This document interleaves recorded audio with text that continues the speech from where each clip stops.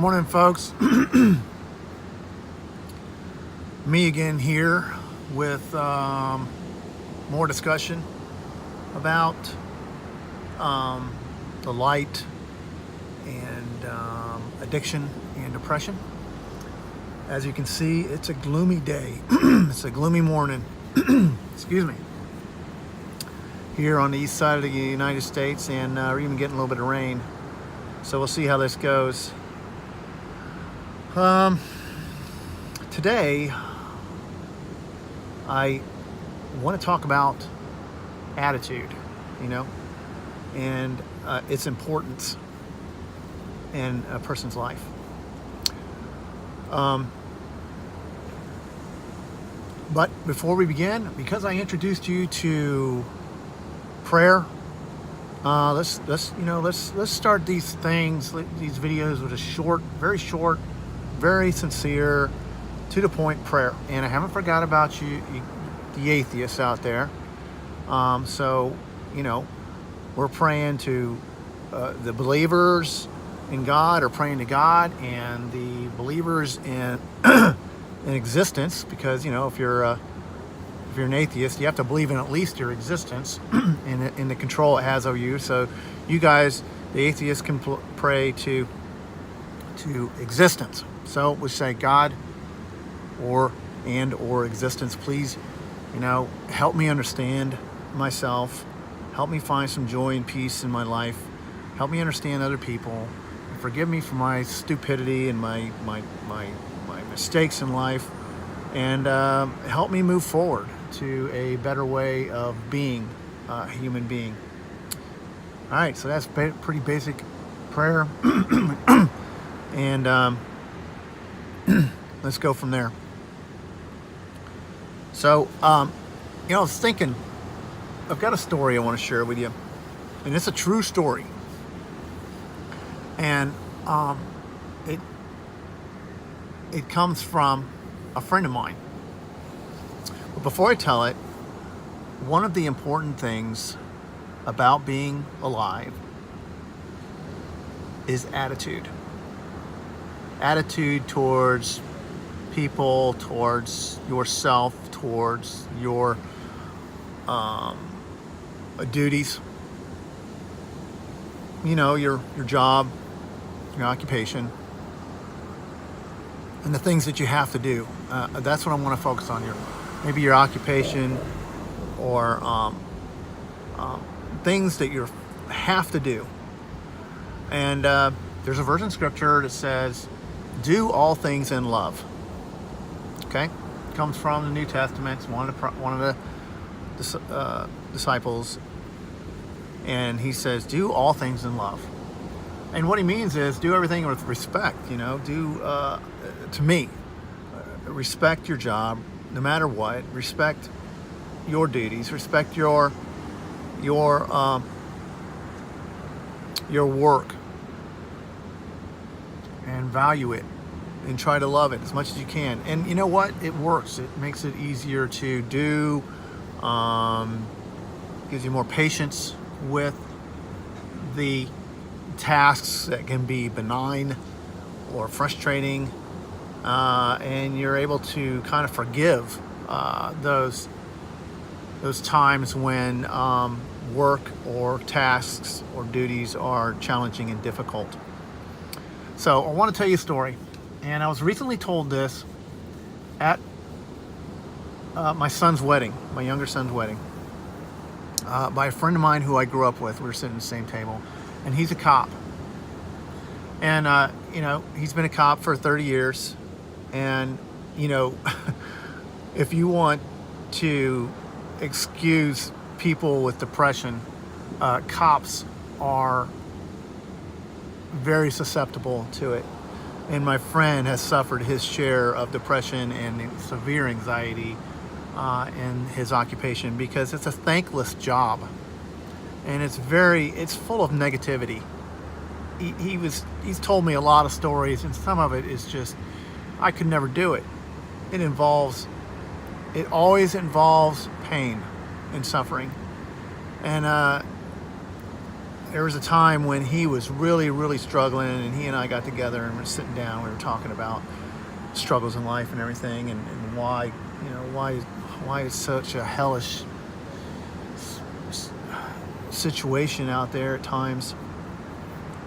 But he eventually reached a point in his career where he's not in the hot seat. He's no longer in that position where he's faced with harsh situations. Kind of a desk guy now. But anyway, so he's telling me this story about when he was on the beat, driving the car and taking the calls from people in distress. And he always had this one call. It happened every week, sometimes more than one time a week. And this individual would call 911, and he would always be dispatched to this fellow's house who was suffering from paranoia, schizophrenia. And, the person wasn't right in the mind and was suffering delusional ideas and beliefs. And this particular fella believed that his neighbors would be able to read his mind and his thoughts, and he had no privacy, and they were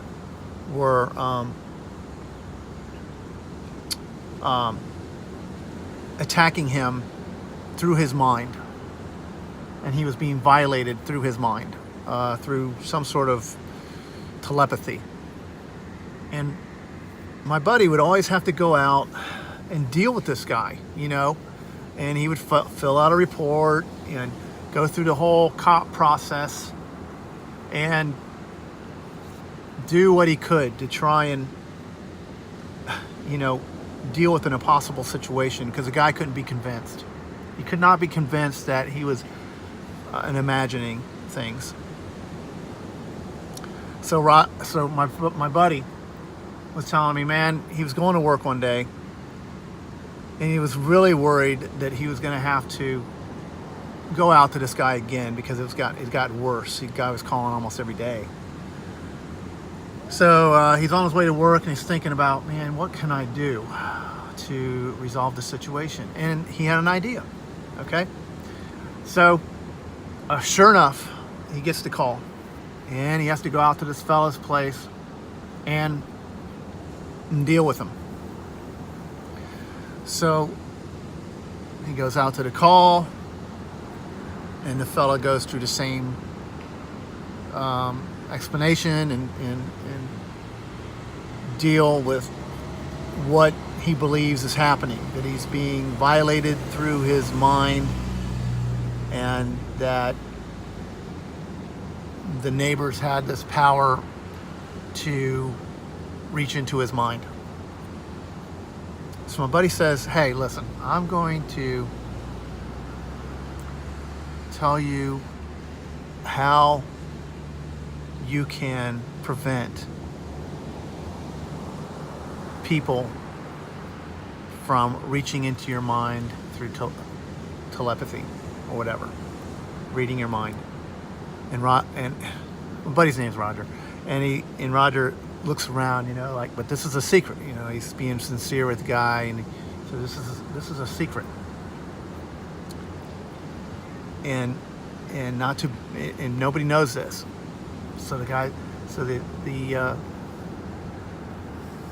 schizophrenic is interested. He's like, oh, okay, what can I do? And Rogers instructs him to get some tinfoil and make a crown over his head with a bell, like a hat bell all the way around, and to wear it. And the metal in the tinfoil prevents any kind of brain waves or telepathy to enter his mind. And the guy was real receptive. The poor soul was very happy. Oh, good, he says. I will do it. And Roger went away and he never received another call from this guy. Okay? Now that, to me, is a perfect example of doing your job with love.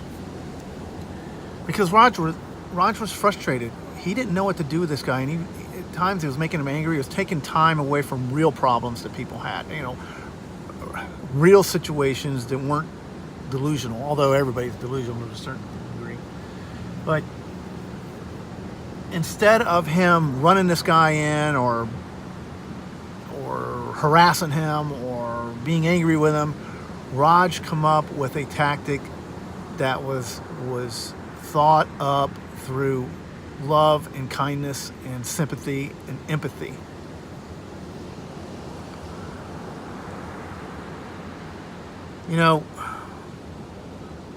When he told me that story, it just showed me the kind of man that he really is. Roger he never fit the role of a cop very well. And he was often treated poorly by his fellow police officers. And he, shared that with me. Let this story, stand in his honor. Because, one day we're all going to go.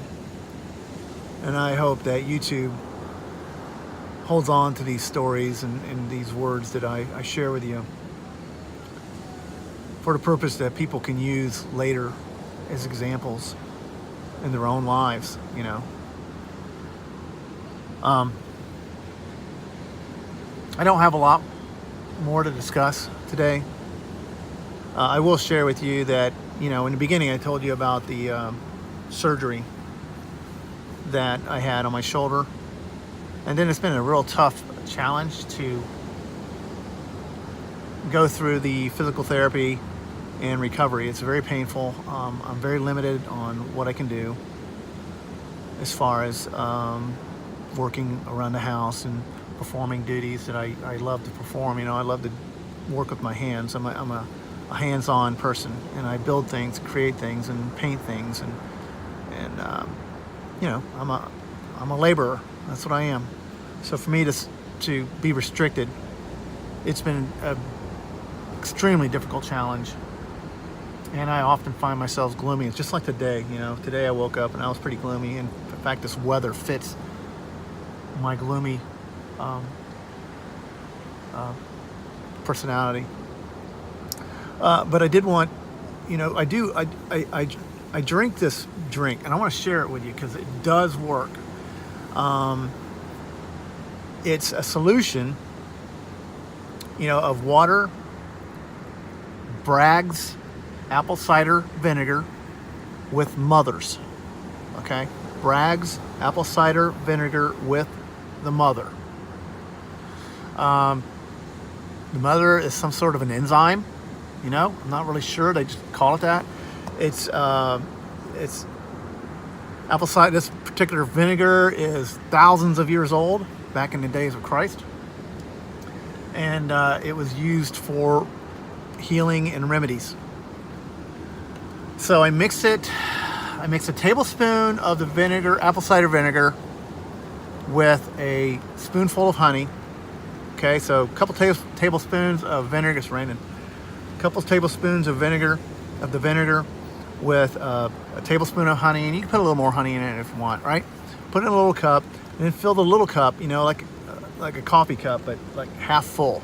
Coffee cup, half full of warm water, and stir it all together. Mix the honey, let the honey dissolve with the couple tablespoons of the Bragg's apple cider vinegar and the warm water.